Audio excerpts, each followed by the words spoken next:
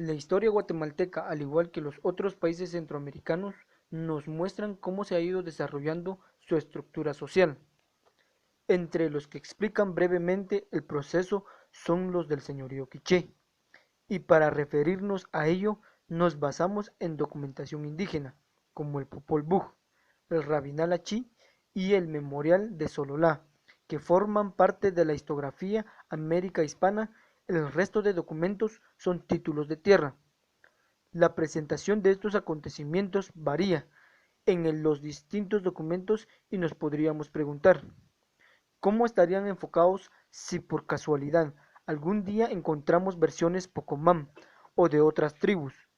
Podemos deducir que un mismo acontecimiento puede ser planteado en formas varias sin necesidad de tener que distorsionar el hecho. Recordemos que el señorío quiché dominó gran parte del altiplano guatemalteco, no por ello constituyó el único señorío. El señorío quiché estuvo compuesto por tres ramas: Nima quiché, Tamub e Ilocab. El Nima quiché fue quien controló propiamente el poder y acaparó con exclusividad los principales cargos, desplazando a cargos inferiores los linajes de Niaib y Aú quiché y las ramas de Tamub e Ilocab. Los caciqueles y tutugiles impusieron también su señorío, dominando y subyugando pueblos, sin dejar atrás que existió hostilidad, discordia y lucha continua entre estos tres señoríos al tratar de acaparar las regiones más ricas y pobladas. A mitad del siglo XVI los castellanos dominaron estas regiones y pueblos. La conquista hispana, en efecto, vino a transformar la estructura social prehispánica y a implantar nuevos sistemas de explotación, con nuevas formas de organización y creencias. El proceso histórico guatemalteco se inicia cuando grupos humanos nómadas asentaron en distintas regiones del país. Sin embargo, la evolución de estos pueblos o la forma de vivir no fueron iguales a los demás.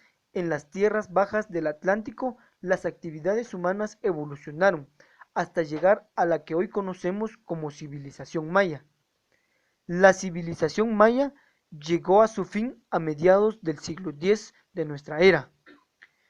Tal destrucción no fue sino el resultado de invasiones toltecas acompañadas al mismo tiempo sublevaciones populares contra las minorías teocráticas explotadoras. He aquí, señala el Popol Vuh, cómo comienza el robo de los hombres de las tribus por Balam Quitsé y Balam Acab. Luego vino la matanza de las tribus.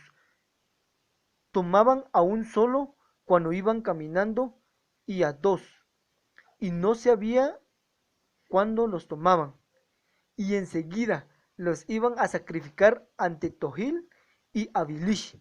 Después regaban la sangre en el camino y ponían la cabeza por separado en el camino y decían las tribus, el tigre se los comió, y así comenzó el reparto de sangre para toda la gente.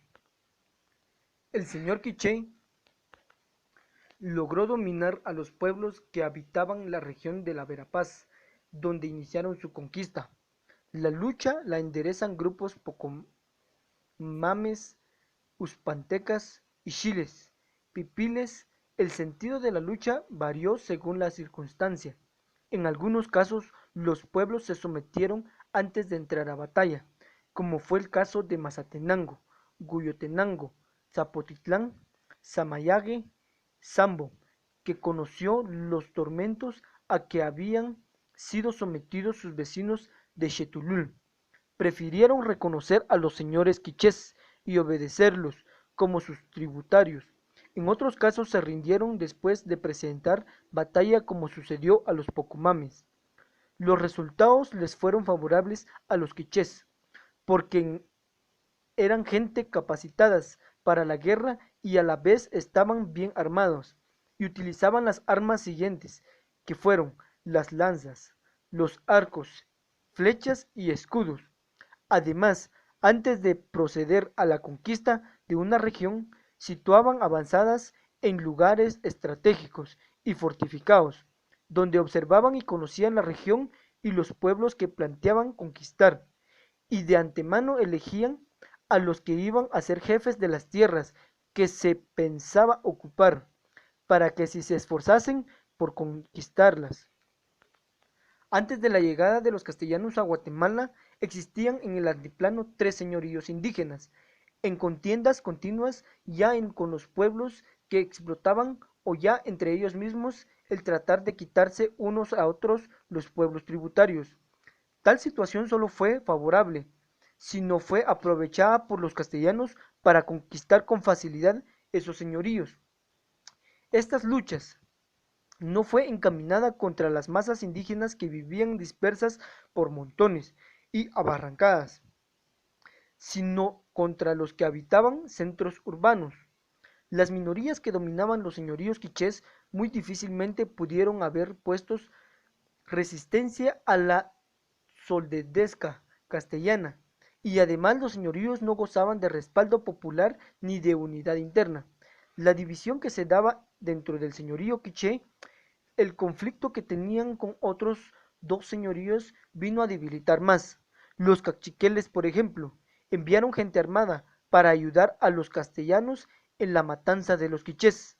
Los caciqueres posteriormente son los que tienen que huir de los castellanos que los acosaban con la ayuda de los quichés. Los señoríos indígenas del altiplano guatemalteco en poco tiempo fueron vencidos por los castellanos. Con la conquista hispana las relaciones de poder prehispánicos terminaron, pero no del todo. Estos últimos les sirvió enormemente en la formación de los barrios de los pueblos de indios. Antes de que se formaran los pueblos de indios, se habían ya procedido a adoctrinar la naturaleza y ya en los pueblos organizados. Las autoridades de alcaldes y regidores y los principales no tuvieron en el nuevo sistema más función que la de ser sumisos servidores de los castellanos, ya que estaban sujetos a un estricto control por parte de las justicias mayores y de los curas. De hecho, a las comunidades agrarias de naturales se les sacó de sus montones y a barrancas para concentrarlos en poblados.